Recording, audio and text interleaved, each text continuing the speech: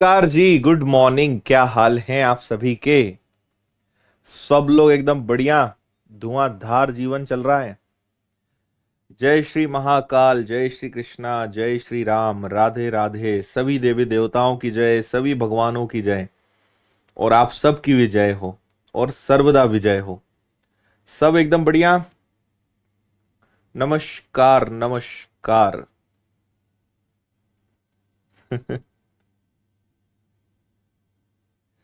चलिए, बहुत सुंदर बात। आज से नया टॉपिक हम शुरू करेंगे जिसका नाम है प्रॉफिट एंड लॉस, लाभ और हानि, जो पूरी तरह से प्रतिशत और अनुपात दो चैप्टर्स पर पूर्णतः डिपेंड है, पूरी तरह से निर्भर है। बिल्कुल, हाँ, मिक्सर एलिगेशन करवा देंगे आपको। एक उसकी स्पेशल एक एक्स्ट्रा क्लास में कभी भी ले लूंगा, वो देख लेंगे। फुटबॉल वर्ल्ड कप, ये क्या होता है? कुछ था क्या कल?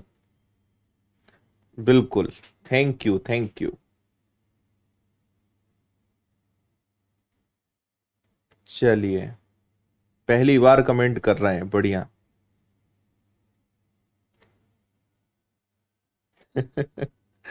ठीक है, ओके। तैयार है सब लोग? कहाँ गए थे? कहीं भी गए थे हम नहीं बताएंगे कहाँ गए थे। आपकी क्लास तो लग गई ना? ठीक है, इतना समझ लो कि सुबह 5:30 बजे मैं इंदौर से 1000 किलोमीटर दूर था और 9 बजे मैंने क्लास ले ली विनर्स की ऐप पर, है ना। 3:30 बजे मैं निकला, 5:30 की फ्लाइट ली, 9 बजे जो है विनर्स की ऐप पर हमने हाजिरी दे दी। 9 से 10 की क्लास ले ली, 10 से 11 अब आपकी बारी। ठीक है, काम नहीं रुकना चाहिए, डिस्टर्ब नहीं होना चाहिए। चलिए, प्रॉफिट एंड लॉस, जिसे हिंदी में हम कहते हैं लाभ हानि। ठीक है, और जब लाभ होता है तो व्यक्ति का चेहरा इस प्रकार से बढ़िया हरा भरा हो जाता है, और जब हानि होती है तो इस प्रकार से एकदम लाल चेहरा हो जाता है ना। इधर इंदौर की भाषा में, मध्य प्रदेश की भाषा में बोलेंगे एकदम हरा भरा, और ये होता है एकदम, इधर बोलते हैं लाल चट। ठीक है, एकदम लाल चट चेहरा जो है, जो मध्य प्रदेश के होंगे वो समझते होंगे, जो दूसरे राज्य के होंगे वो बोलेंगे ये कैसी भाषा है, लाल चट, है ना। तो इधर हर हर रंग के साथ एक विशेष शब्द का भी प्रयोग किया जाता है, और भाषाओं का अपना अलग ही मजा है। चले, तो थोड़ा सा बेसिक आपको समझाते हैं, फुल स्क्रीन करें, बेसिक थोड़ी सी बातें समझें, फिर हम प्रश्नों की तरफ चलेंगे। ठीक है, बिल्कुल। नींद बहुत कम हुई है, हाँ, आज मात्र 3.5 घंटे की नींद हुई है। 12 बजे के आसपास में सोया, 3:30 बजे उठा, 5:30 की फ्लाइट ली, और आपके सामने। ठीक है, आ जाओ। देखो, 3 बातें यहां पे आपको समझनी है। गांव नहीं गए थे, गांव से कहां से फ्लाइट चलेगी? हाँ बस, अब आगे दूसरे नाम मत बताओ मुझे, है ना, कलर के। देखो, एक होता है सीपी, चलो पूरा लिख देते हैं। एक होता है आपका कॉस्ट प्राइस, जिसको हिंदी में हम क्या बोलते हैं? हिंदी में बोलते हैं क्रय मूल्य। क्या बोलते हैं? क्रय मूल्य। फिर दूसरा होता है आपका सेलिंग प्राइस। सेलिंग प्राइस, जिसको हिंदी में हम क्या बोलते हैं? हिंदी में बोलते हैं विक्रय मूल्य। ठीक है। और तीसरा होता है आपका मार्क्ड प्राइस। मार्क्ड प्राइस, जिसको हम हिंदी में क्या कहते हैं? अंकित मूल्य। तीन प्रकार के मूल्य को समझना जरूरी है। ठीक है, एकदम जीरो लेवल से मैं आपको चीजें समझा रहा हूं। इसको शॉर्ट में सीपी, एसपी और एमपी, मार्क्ड प्राइस, है ना, अंकित मूल्य कहेंगे। सब चीजों के मतलब मैं बस आपको 5 मिनट में समझा रहा हूं, फिर प्रश्नों की तरफ हम लेकर चलेंगे। और यह हमेशा 100% होता है, 100% होता है, 100% होता है, शुद्ध होता है। इसके आगे की बात फिर हम करते हैं। ठीक है।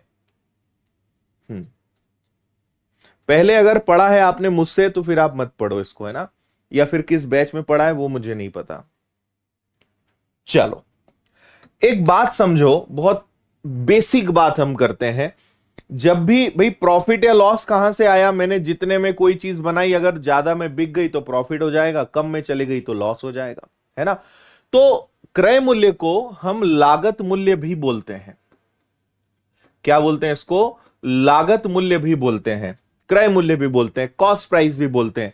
कोई भी चीज कितने में बन रही है ना, कितने में आपको मिल रही है, कोई दुकानदार को कितने में पड़ रही है ना। भाई कहां से आया, क्या बना, फर्क नहीं पड़ता, आपके हाथ में कितने की आई। तो एज ए शॉपकीपर, कि आप जब दूसरे को बेचेंगे तो आपके लिए कोई भी चीज जितने की पड़ रही है, जितने की आप तक वो पहुंच रही है, वो आपके लिए 100% है।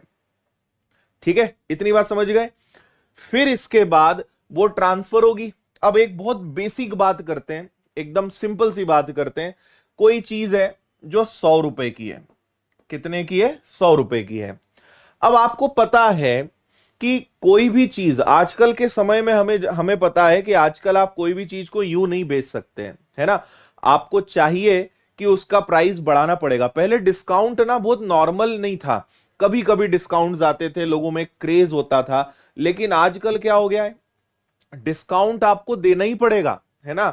बिना डिस्काउंट के आजकल सामान ही नहीं बिकता, बिना डिस्काउंट के आजकल कोई कुछ नहीं खरीदता। तो फिर मजबूरन क्या करना पड़ता है कि 100 रुपए की चीज के ऊपर क्या लिखना पड़ता है? 150। ठीक है।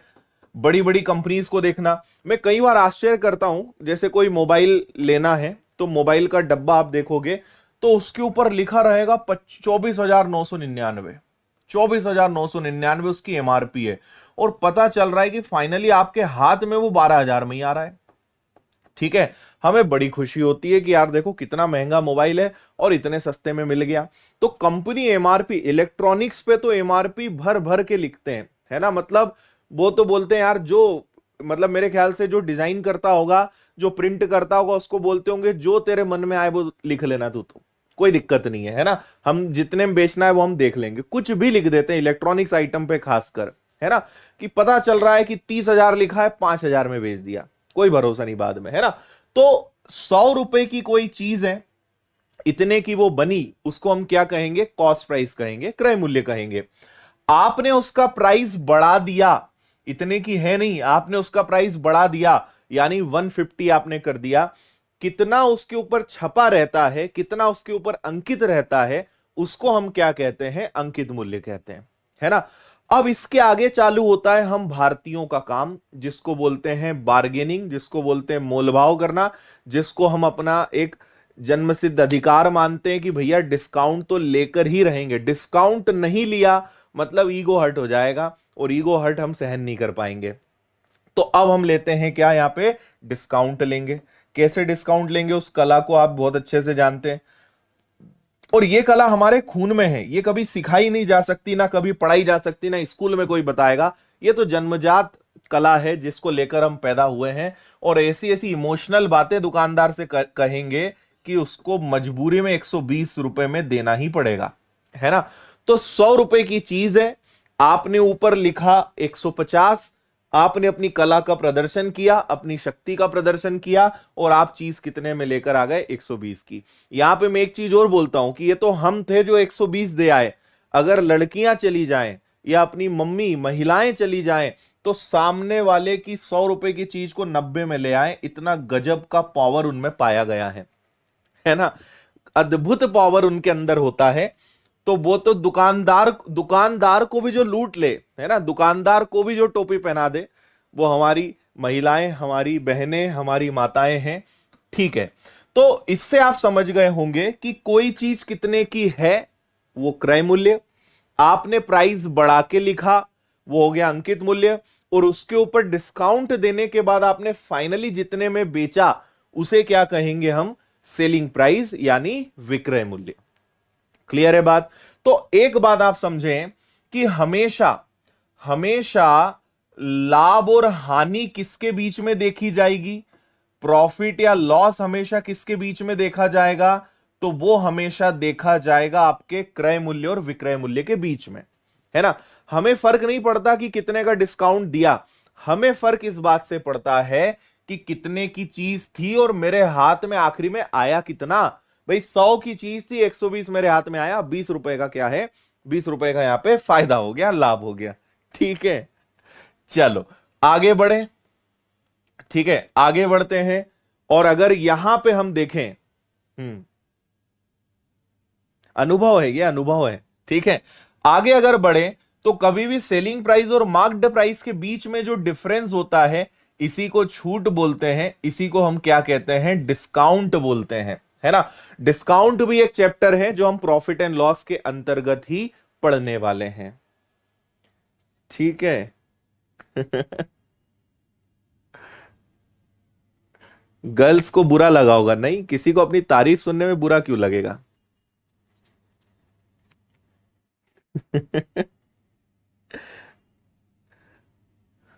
वो तो अच्छा है कि ऑनलाइन कोर्स में आप ऑफिस आके नहीं खरीदते, नहीं तो ना वो 999 का कोर्स भी आप, लड़कियां तो 400 में ही ले जाती कि सर हर बार आपके यहीं से कोर्स खरीदते हैं तो इस बार भी आपको कम करना ही पड़ेगा। ठीक है, चलो ये तीनों बातें समझ में आ गई, है ना। क्रय मूल्य, प्राइस बढ़ा के, आपने पहले प्राइस बढ़ाया वो हो गया मार्क्ड प्राइस, अंकित मूल्य, फिर उस पे दिया डिस्काउंट, डिस्काउंट के बाद जो हाथ में आया वो विक्रय मूल्य। इन दोनों के बीच का डिफरेंस हमेशा प्रॉफिट या लॉस होगा, इन दोनों के बीच का डिफरेंस हमेशा डिस्काउंट होगा।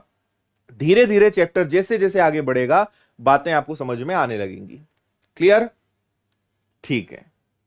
एक एक जोक नहीं था ऐसा, आपने सुना भी होगा, एक जोक था कि दो महिलाएं जो हैं एक साड़ी की दुकान पे गई, है ना। दुकानदार ने बोला 1000 रुपए की साड़ी, महिलाएं चालू हुई 200 से, है ना। उनको पता है, दुकानदार भी एकदम से दिमाग चकरा गया कि 1000 की चीज को 200, जरा शर्म भी नहीं आ रही इन लोगों को, है ना। लेकिन उनको पता है कि काम ऐसे ही होता है, तो चलते रहा मोल भाव चलते रहा। फिर आखिरी में महिलाओं ने अपनी तरफ से एक ब्रह्मास्त्र छोड़ा कि क्या भैया इतना नहीं कर सकते आप हमारे लिए, हर बार आपकी दुकान से लेके जाते हैं। तो फिर उस दुकानदार को आया गुस्सा, उसने तुरंत साड़ी छीनी, बोले मैडम जी आप आगे जाओ, मेरे को नहीं बेचना आपको सामान। तो महिलाओं को लगा यार इसको पता नहीं ऐसा क्या हो गया। महिलाओं ने पूछा ऐसा क्यों बोल रहे हो, तो उस दुकानदार ने कहा जरा ऊपर वाले से डरो, मेरी दुकान आज ही खुली है, मेरी दुकान का पहला दिन है आज ये। ठीक है, चलो आगे बढ़े, एक दो सवाल करते हैं, कुछ चीजें मैं आपको और बताऊंगा, इस सवाल को पढ़ें। सवाल बहुत आसान है, कभी परीक्षा में नहीं आएगा, बस थोड़ी बेसिक बातें सिखाने के लिए इस सवाल को मैं ले रहा हूं। ठीक, हाँ। विनर्स के कोर्स की एमआरपी भी ज्यादा होती है, क्या करें, डिस्काउंट देना ही पड़ता है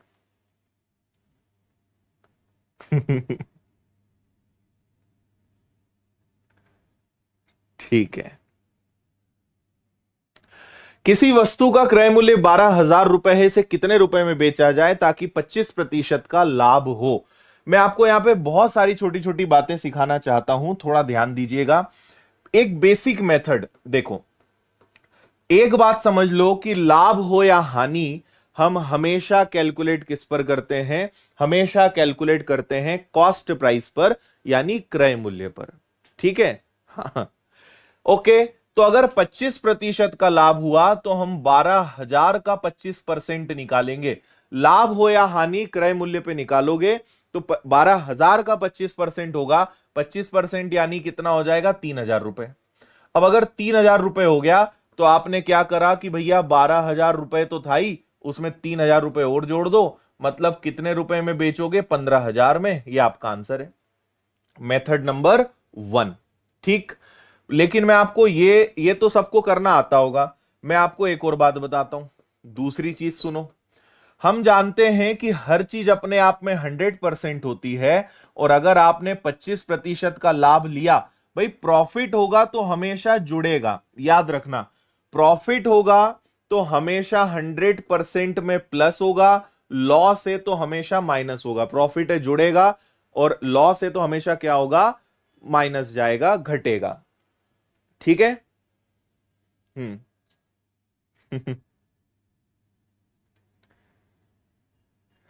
ठीक है, क्लियर। अब हम अगला क्या कर सकते हैं कि भैया 12,000 रुपए की चीज है, हमें पता है कि पहले 25% निकालेंगे, फिर 25% को वापस जोड़ेंगे, तो क्यों ना डायरेक्ट 125% ही निकाल दिया जाए। डायरेक्ट 125% भी तो निकाल सकते हैं।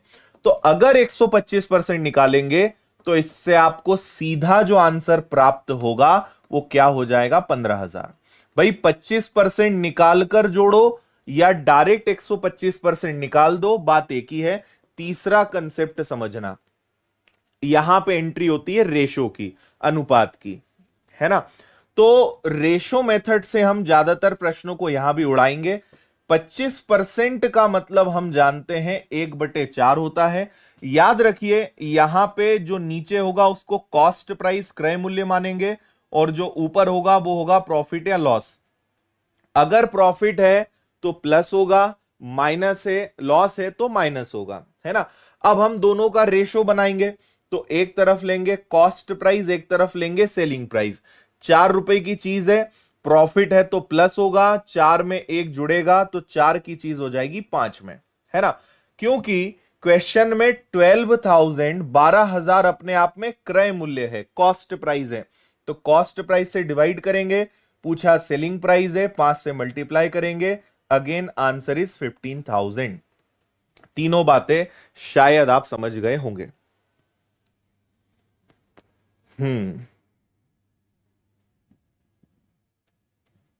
क्लियर। तो रेशो यहां चलेगा, काफी तरीके से यूज होगा, धीरे धीरे सारे फंडे अभी क्लियर अपने को हो जाएंगे। ठीक, 4/1 का प्रॉफिट, अगर लॉस होता तो 4/1 का नुकसान होता, 4:3 बनता। प्रॉफिट है इसलिए 4:5 बनाए।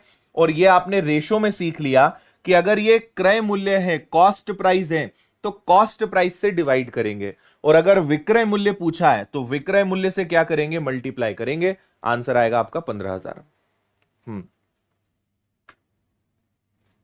बिल्कुल क्लियर हुआ, समझ गए।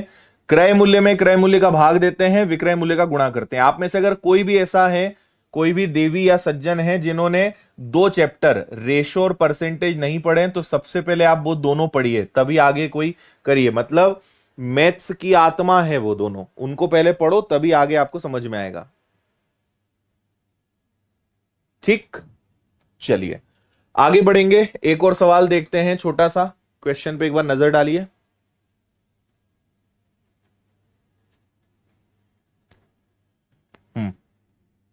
सुप्रिया जी कैलकुलेशन अच्छे से करिए, 1 0 कम आएगी।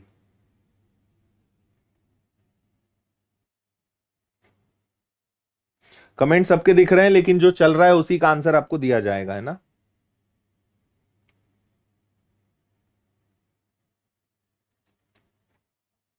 अब देखिए यहां पर 12,000 का क्रय मूल्य है, 23.33% का प्रॉफिट लिया। इसका मतलब क्या है, आपने परसेंटेज चैप्टर में सीखा है कि 23.33 को हम 23 1/3% भी लिख सकते हैं। इसके लिए आपको परसेंटेज पढ़ा चुका हूं मैं। 23 का 3 गुना 69 और 1, ये आएगा आपका 70/3 और परसेंटेज के लगेंगे 2 जीरो और, है ना। 1 जीरो से आपका 1 जीरो कैंसिल हो जाएगा, यानी फ्रैक्शन वैल्यू क्या है 7/30। जो नीचे आए वो कॉस्ट प्राइस, जो ऊपर आए वो प्रॉफिट या लॉस, दोनों में से कुछ भी हो सकता है। नाउ अगर क्वेश्चन में प्रॉफिट है तो जुड़ेगा, तो आपसे कहा है कि 23.33 का प्रॉफिट है, यानी अगर कोई चीज 30 रुपए की है तो उस पे 7 का प्रॉफिट होगा, मतलब वो 37 का हो जाएगा। अब क्योंकि 12,000 कॉस्ट प्राइस है तो कॉस्ट प्राइस से डिवाइड करेंगे, और सेलिंग प्राइस पूछा है तो 37 से मल्टीप्लाई करेंगे। ठीक है जी। चलिए, तो 4 बार कैंसिल हो गया, ये मतलब 400 बार हो जाएगा। 400 का गुणा कर देंगे 12 और 28, यानी 14,800। 14,800 इज द आंसर। इतने में बेचेंगे, आंसर आएगा डी। क्लियर है? बेसिक बात आप समझ गए। अगर लॉस होता तो रेशो क्या बनता, 30 में से 7 माइनस होता। प्रॉफिट है तो +7, लॉस है तो -7। प्रॉफिट है तो 30/37, लॉस होता तो 30/23 बनता। सिंपल बात है। और अभी थोड़ा रुकिए, सब चीजें आप अच्छे से अभी समझने वाले हो। हाँ,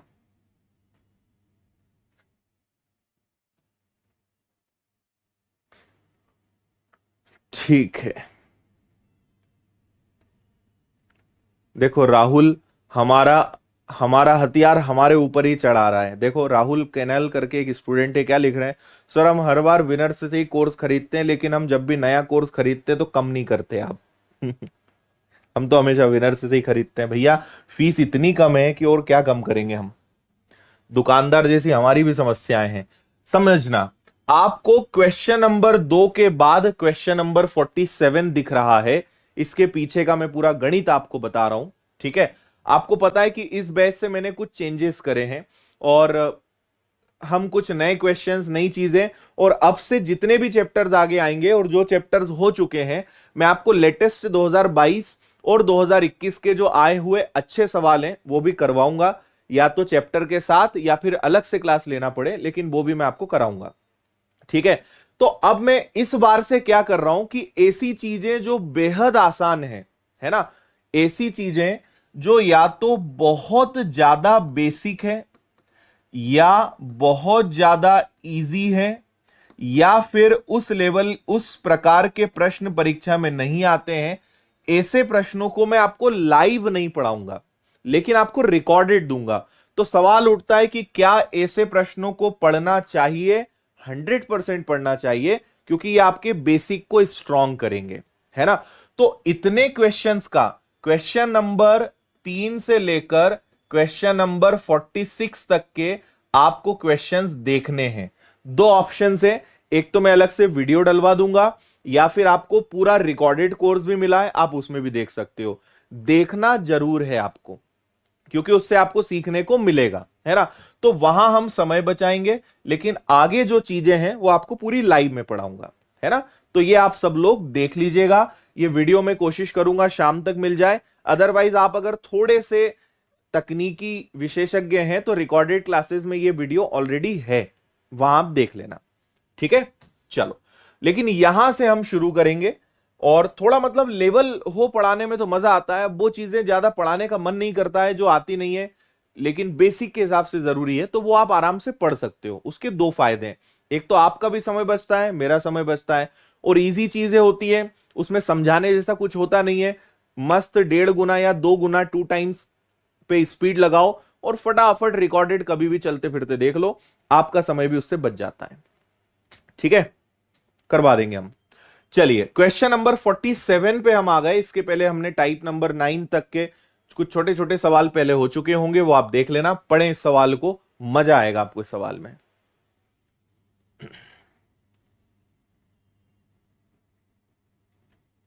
हाँ, अरे बेसिक मतलब समझ रहे हो, बेसिक वो चीजें जो आती ही नहीं है परीक्षा में, मैं वो चीजें हटा रहा हूं, जो परीक्षा में आएंगी वो तो मैं आपको पढ़ाऊंगा।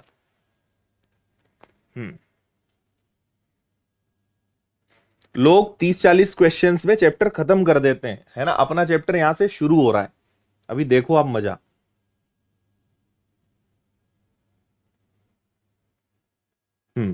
सबका समय बचेगा उससे, है ना। देखिए, मैं आपको इसके पहले थोड़ा सा एक बेसिक बताता हूं, है ना। पहले इसका बेसिक बताता हूं, एकदम से हम इस सवाल पे नहीं आते हैं। आप इस सवाल को थोड़ी देर के लिए भूल जाइए, और मैं जो चर्चा करना चाह रहा हूं आपसे उस पे अपन लोग ध्यान देंगे। इसको हटा दो थोड़ी देर के लिए। देखो, आप इसको पढ़ोगे, हालांकि जैसे मैंने कहा कि 10 रुपए में, मैंने कहा कि 10 रुपए में किसी व्यक्ति ने 11 टॉफी खरीदी और 11 रुपए में उस व्यक्ति ने 10 टॉफी बेची। ये बाय खरीदने का केस है और ये सेल बेचने का केस है। 10 रुपए में 11 खरीदी और 11 रुपए में 11 रुपए में 10 बेची, है ना। तो आपसे बोलेंगे बताओ उस सज्जन का प्रॉफिट या लॉस क्या है ना। उस व्यक्ति का प्रॉफिट या लॉस का परसेंटेज बताइए। तो आपको एक बात बता रहा हूं मैं, जब भी रुपए की बात हो, जब भी रुपए की बात हो, तो आप हमेशा कॉस्ट प्राइस यानी क्रय मूल्य के हिसाब से आप प्रॉफिट या लॉस निकालते हो। लेकिन जब भी मात्रा की बात हो, जब भी क्वांटिटी की बात हो, तो आप हमेशा जो बेचा, जो आपने सेल किया, उससे आप प्रश्न को हल करते हो।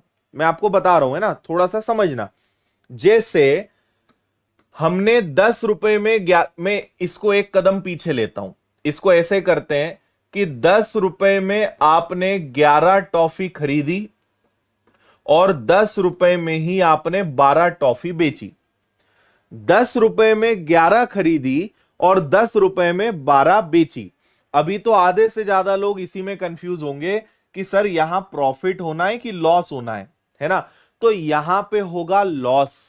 थोड़ा सा प्रैक्टिकली सोचो, आप लाए थे 11 टॉफी और उतने ही रुपए में आप 12 बेच दिए, ये तो नुकसान हो गया ना भाई। 11 चीजें थी, 12 कैसे बेच दोगे, मतलब एक अपनी जेब से और देना पड़ गया, तो आपको ये लॉस हुआ। ठीक है, अगर 10 रुपए में 11 टॉफी लाते और 10 रुपए में 9 बेचते तो प्रॉफिट होता। थोड़ा भावनाओं को समझना प्रश्न की, है ना, थोड़ा गहराई में जाना। ठीक है, यहां पे क्या होगा, यहां लॉस होगा।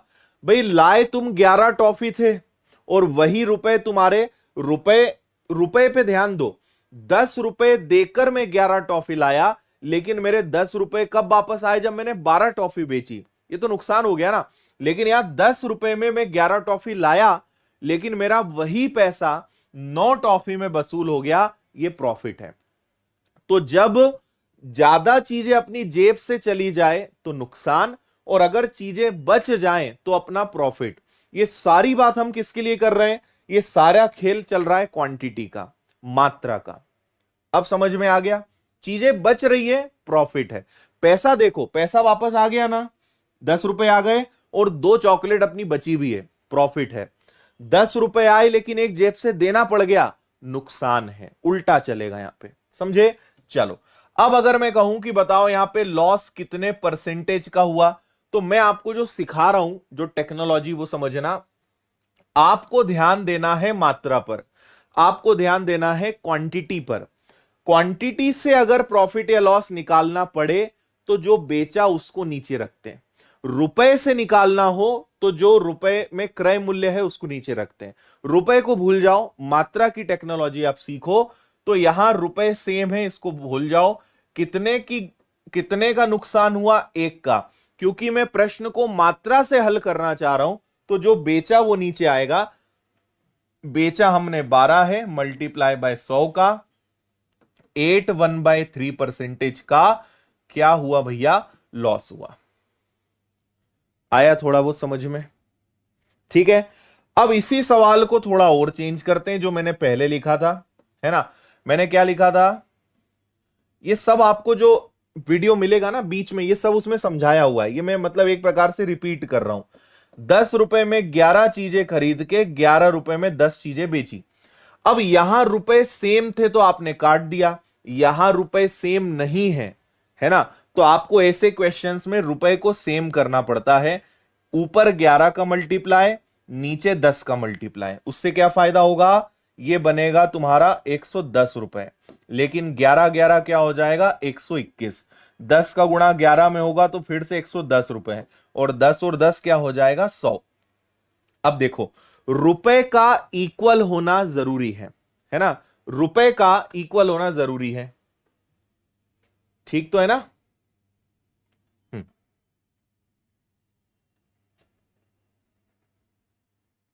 ठीक है, क्लियर है, रुपए हमने बराबर कर लिए, अब कोई तकलीफ नहीं है। यहां पे 21 चॉकलेट्स का फायदा हो रहा है। देखो मैंने 110 रुपए देकर 121 चॉकलेट खरीदी थी और मात्र 100 चॉकलेट बेचने से पैसा वापस आ गया, यानी फायदा है, देना नहीं पड़ा, बच गई चॉकलेट, प्रॉफिट है। 21 चॉकलेट का प्रॉफिट है, क्योंकि मैं चॉकलेट टॉफी मात्रा से सवाल को कर रहा हूं, जो बेचा वो नीचे रखूंगा, मल्टीप्लाई बाय 100, 100 बेची, 100 से 100 गया, तो यहां मेरा कितने का लाभ हो गया, 21% का, ये आपका आंसर है।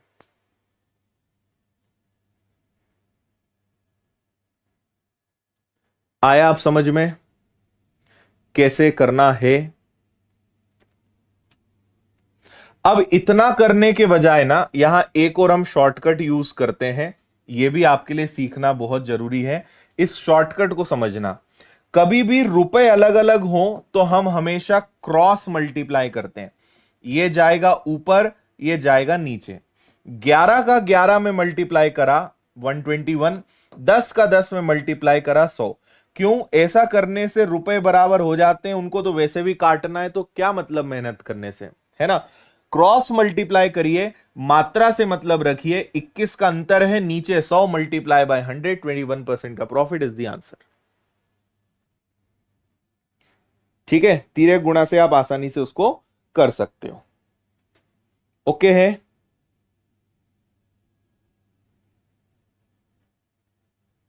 हम्म,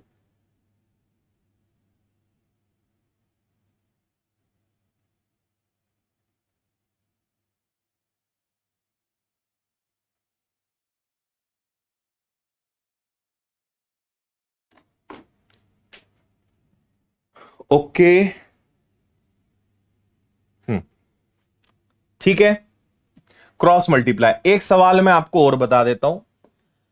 6 रुपए में 7 टॉफी खरीदी और 7 रुपए में 9 बेची, है ना। 6 में 7 खरीदी और 7 में 9 बेची, तो ये इधर गया 49 हो गया, ये इधर गया 54 हो गया। बस इतना कर लो, क्वांटिटी अलग अलग कर लो, रुपए अपने आप इक्वल हो जाएंगे, कोई दिक्कत नहीं है। 7 इंटू 7 49 टॉफी में लाया और मुझे वही पैसा 54 में वसूल हुआ।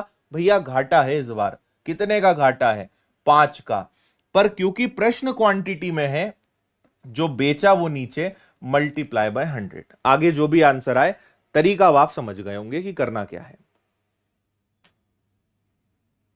ठीक, रुपए से निकालना है तो फिर रुपए के हिसाब से चलेंगे, लेकिन उसकी जरूरत नहीं है। ठीक है, अब हम उस सवाल पे आते हैं जिसके लिए हमने इतनी सारी कहानियां सुनी, देखी, समझी। ये है वो सवाल।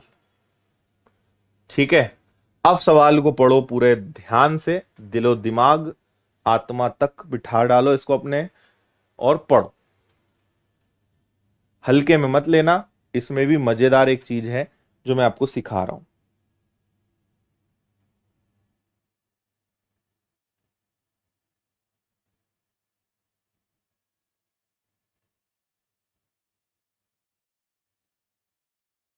पढ़ लिया,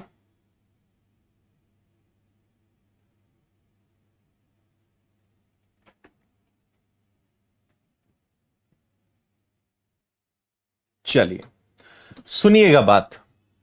यहां पे हो क्या रहा है, आपने 1 रुपए के भाव से 2 नींबू खरीदे, फिर 2 रुपए के भाव से 3 नींबू खरीदे, और सबको 3 रुपए में 5 के भाव से बेचा। ये खरीदना हुआ ये बेचना हुआ, तो बताओ कितने का प्रॉफिट या लॉस हुआ, है ना। अब यहां कई नन्हे मुन्ने बच्चे नव सीखिए क्या करते हैं, वो सोचते हैं सर 3 रुपए में 5 हो तो रहा है, 3 रुपए में 5 आ तो रहा है, तो 3 रुपए में 5 को खरीदा और 3 में 5 को बेचा, sir no profit no loss आना चाहिए, लेकिन ये तो ऑप्शन में ही नहीं है। ठीक है, इसका मतलब हम प्रश्न को गलत समझ रहे हैं। प्रश्न सही है, हम गलती क्या कर रहे हैं, हम प्रश्न को समझ नहीं रहे हैं, है ना। सुनिए, यहां पे आप ध्यान से पढ़िए, एक शब्द है जिसपे पूरा खेल टिका हुआ है और इंग्लिश में है वो ये वाला सेम नंबर, और इंग्लिश हिंदी में उतने ही। सपोज करिए आप एक बाजार में गए, एक दुकानदार से आपने नींबू खरीदे, आपने खरीदे, कई बार ऐसा होता है ना कि हम बाजार में गए, कुछ सब्जी वब्जी खरीद लिया, आगे गए तो उसने कहा कि मैं तो और सस्ते में दे दूंगा, आपने कहा यार ठीक है, वहां तो लुट गए, इससे भी ले ही लेते हैं थोड़ा सा, तो सस्ते में कुछ तो लेके जाएं, होता ना ऐसा कई बार। तो उसने क्या करा, दो दुकानों से अलग अलग भाव पे नींबू खरीदे। एक जगह का भाव था 1 रुपए के 2, दूसरी जगह भाव था 1 रुपए के 3। उसने दोनों अलग अलग दुकानों से नींबू खरीदे, सबको मिला दिया और अब बेचेगा 3 रुपए में 5 के हिसाब से। इस सब में सबसे जरूरी चीज क्या है कि उतने ही नींबू, यानी उसने जितने नींबू एक दुकान से खरीदे उतने ही नींबू दूसरी दुकान से खरीदे, है ना। दोनों जगह से उसने बराबर मात्रा में नींबू खरीदे, दोनों दुकानों का भाव अलग अलग है लेकिन खरीदा सेम क्वांटिटी पर है। तो प्रश्न ही बोल रहा है सेम नंबर उतने ही नींबू, यानी मात्रा बराबर करना पड़ेगा, दोनों दुकानों की मात्रा को बराबर करोगे। तो यहां 2 है यहां 3 है, तो एक काम करो, दोनों को सेम करते हैं, यहां 3 और यहां 2 कर दो, देखते जाना अब अभी, है ना। अब ये क्या होगा, ये होगा 3 रुपए में 6 नींबू, ये हो जाएगा आपका 4 रुपए में 6 नींबू। अब मैं खुश हूं, मुझे अब कोई तकलीफ नहीं है क्योंकि दोनों दुकानों की मात्रा मैंने सेम कर दी। अब इसको जोड़ा जा सकता है। तो अब हम बोलेंगे कि हमने दोनों को अगर इकट्ठा करा तो 7 रुपए के 12 नींबू अपने को पड़े। ये सब बात किसकी चल रही है, ये सब बात जो हमने खरीदे उसकी बात है, जो हमने बाय किया ये उसकी बात है। कुछ दिमाग में गया, जो सब हमने खरीदा ये उसकी बात है ना। अब वो टेक्निक हम लगाएंगे जो थोड़ी देर पहले अभी बेसिक में सिखा रहा था।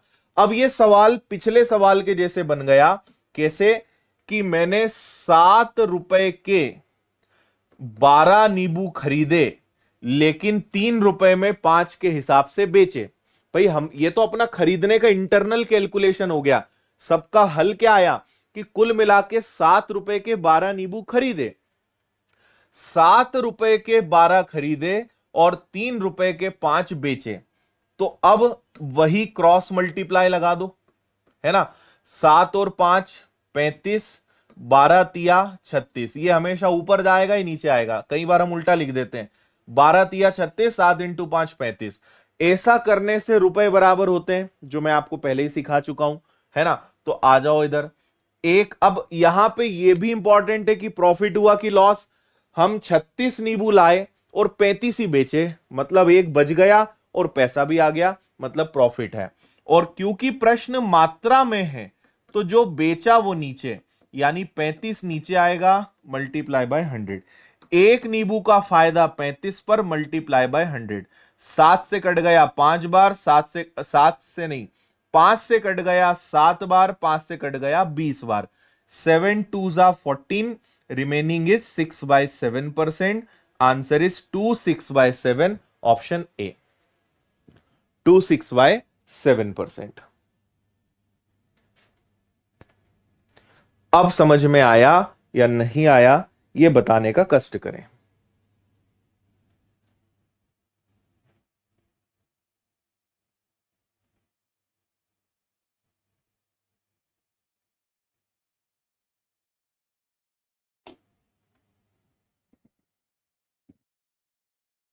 क्लियर है?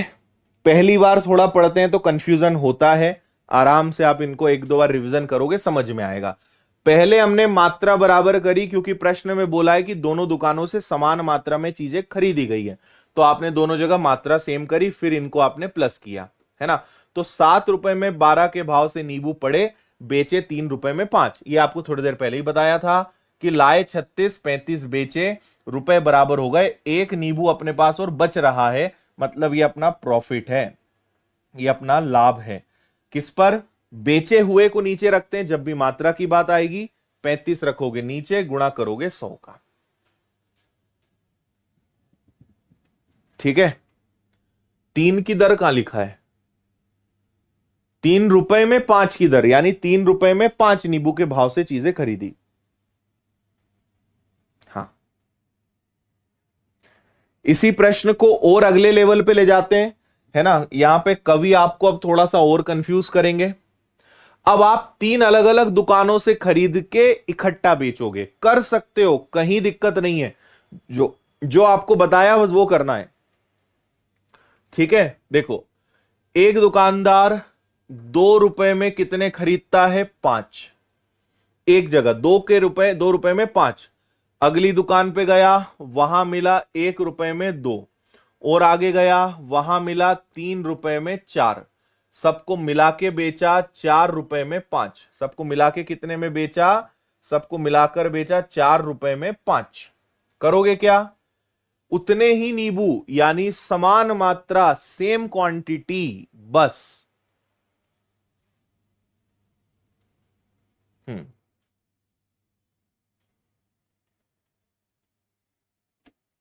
बोलिए।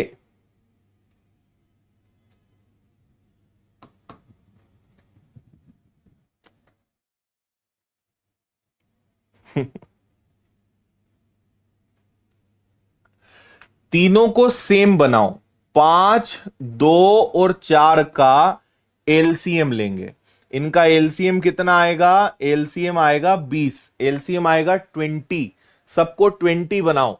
5 को 20 बनाना है 4 का गुणा, 2 को 20 बनाना है 10 का गुणा, 4 को 20 बनाना है 5 का गुणा। ठीक है, सब 20 बन जाएंगे। तो देखो, 4 का दुगना 8 रुपए, 10 का 1 10 रुपए, 5 का 3 गुना 15 रुपए। और ये तो देखो, 5 और 4 20, 10 और 20, ये तो कुल मिला के क्या होना है? इन तीनों को 20 20 20 यानी 60, है ना। तो ये कितना हो गया? 15 और 8 हो गया आपका कितना? 33। टोटल हो गया आपका 33, यानी 33 रुपए में आपने कितनी चीजें खरीदी? 60 नींबू खरीदे। 33 में 60, 33 रुपए में 60। क्लियर? ओके। चलो, अब आ जाओ अपने इधर। आपने सब मिला के आपको जो भाव पड़ रहा है वो 33 में 60 का भाव पड़ रहा है ना।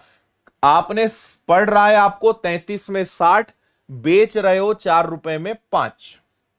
क्रॉस मल्टीप्लाई, 4 का 60 में गुणा करा, 240 नींबू लाए, और 33 का 5 में गुणा करा, 165 बेचे। लाए 240, बेचे 165, बच रहे हैं, फायदा है ना, पैसा वसूल हो गया। और आपने प्रश्न को वापस से कहां घुमा दिया? मात्रा की तरफ, क्वांटिटी की तरफ। लाए 240, वसूल कर लिया 165 में।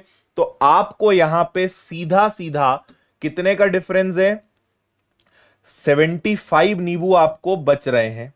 240 में से ये गया, पर क्योंकि क्वेश्चन क्वांटिटी में है तो जो बेचा है वो आएगा नीचे और मल्टीप्लाई बाय 100, है ना। 5 से कैंसिल हो जाएगा, 5 से कैंसिल होगा 15 बार, 5 से कैंसिल होगा 11 बार, और इधर आ जाएंगे 2 जीरो, है ना। 11 से और आगे उड़ाने जाओगे, 11 से एक बार बचेगा 4 जीरो, 11 इंटू 3 33। ठीक है, कुछ गड़बड़ कर दिया क्या अपन ने? यहां पे गलत लिख दिया मैंने ना, यहां पे, 1 मिनट, 15 इंटू 5, 15 से कट जाएगा, और 15 एकम 15 एकम, अब ठीक है ना। तो ये हो जाएगा 11 इंटू 4 44। ठीक है, बचेगा 6 जीरो, 11 पंजे 55, 45 वाला ऑप्शन आएगा, और 45 वाला एकमात्र ऑप्शन है, 5/11, 45 5/11, 45 5 11। अब शायद आप अच्छे से समझ पाए कि खेल क्या था।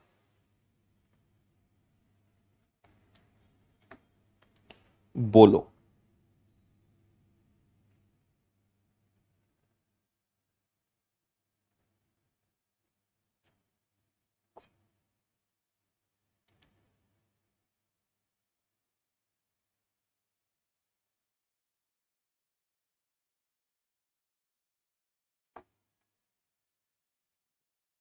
हाँ, 15 से मैंने कैंसिल करे हैं दोनों को, 15 इंटू 5 और 15 से कैंसिल हुआ।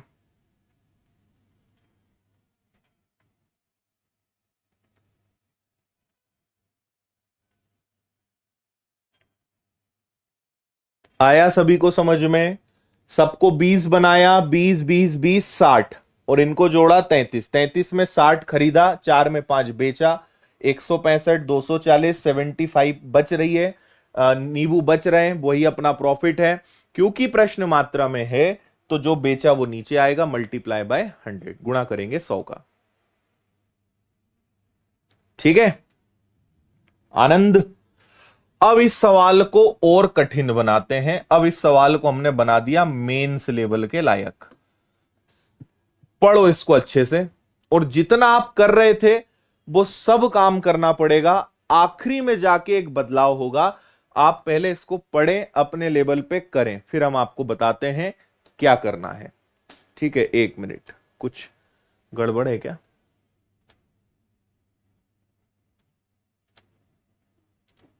मिस्टर इंडिया टेक्नोलॉजी को क्या हो गया?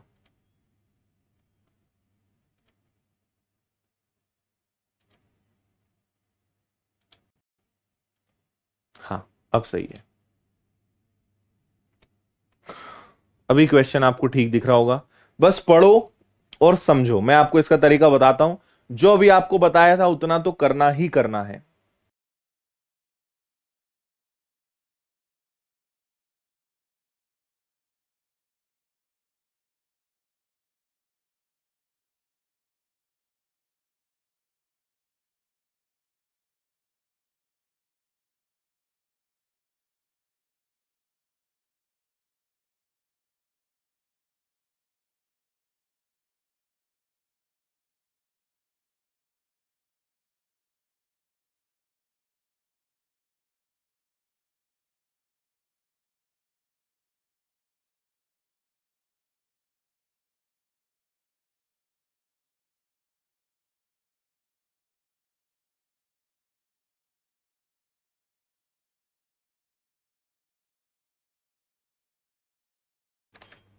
हाँ भाई, क्या बोलते हो, बनेगा कि नहीं बनेगा? कुछ लोग आंसर 1080 दे रहे हैं, जो कि बिल्कुल सही है। आज एक दिन में 48 कर लिए है। बिल्कुल बधाई हो आप सबको। देखो, एक व्यक्ति ने 5 वस्तु प्रति रुपए, इसका मतलब क्या है कि 1 रुपए में कितनी चीजें खरीदी? 5।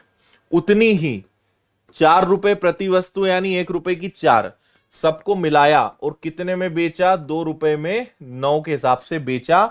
इस सौदे में 3 रुपए का नुकसान हुआ, 3 रुपए की हानि हुई।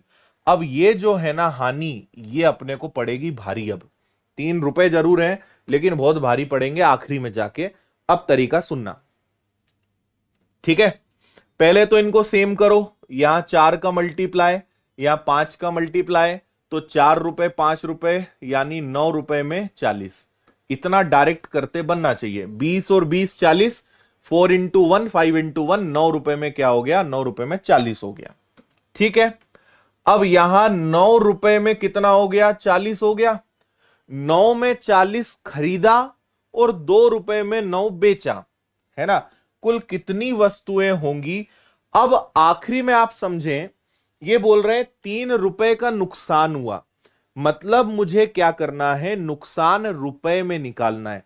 अभी तक कुछ नहीं बोल रहे थे तो हम प्रश्न को अपनी इच्छा अनुसार मात्रा में बदल रहे थे, लेकिन अब वो बोल रहे हैं कि 3 रुपए का नुकसान हुआ, मतलब हमें क्या करना है? अब रुपए में प्रश्न को मोड़ना पड़ेगा, क्योंकि आखिरी में रुपए की बात हुई।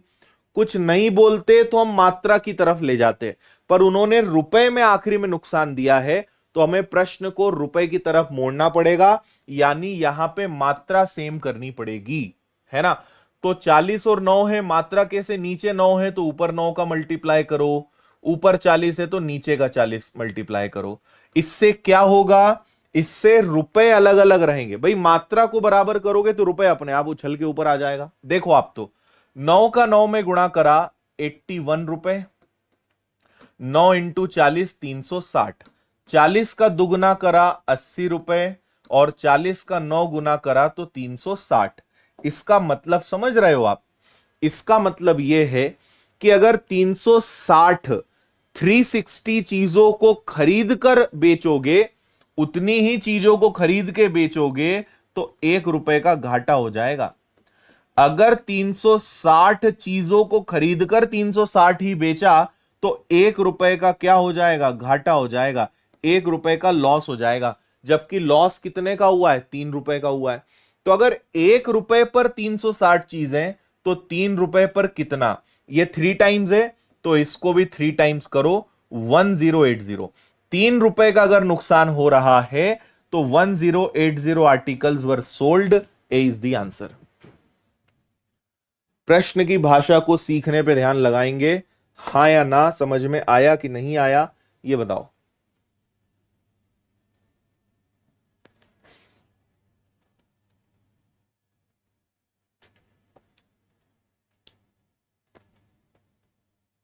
ठीक है भाई, हमने इस बार क्वांटिटी को सेम करा ताकि रुपए पकड़ में आए। 1 रुपए का नुकसान होगा अगर 360 चीजों की खरीदी बिक्री करी, पर नुकसान तो 3 रुपए का हुआ। तो ये 3 टाइम्स है तो इसका भी 3 टाइम्स करेंगे ना। ये 3 टाइम्स है तो इसका 3 टाइम्स, 1080 आंसर आएगा आपका।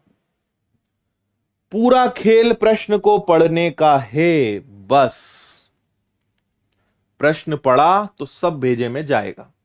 थोड़ा सा इनको रिवीजन करना, आप अंतर समझ जाओगे। पहली बार पढ़ रहे हैं, आपको थोड़ा भारी भारी लगेगा, लेकिन रिवीजन करना, बिंदास बनेगा आपसे।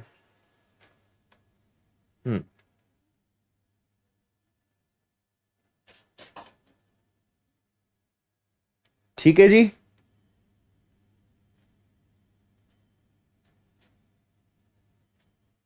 चलो फिनिश करें, आज के लिए इतना पर्याप्त है, काफी लेवल है। कल हम आगे बढ़ेंगे। अभी कल बेईमान दुकानदार, डिसऑनेस्ट शॉपकीपर, इसको समझते हैं, इसकी बेईमानी को पकड़ना सिखाएंगे आपको, है ना। और आज रात 8:30 बजे एक मोटिवेशनल कम टॉक सेशन है, उसमें आप पधारें यूट्यूब पर, जिसमें कई सारी पढ़ाई लिखाई की चर्चा हम करने वाले हैं। ठीक है जी। चलो मिलते हैं रात को और कल वापस अपने समय पर। तब तक के लिए टाटा बाय बाय, जय हिंद, वंदे मातरम। खुश रहिए, मस्त रहिए, मुस्कुराते रहिए। जय हिंद।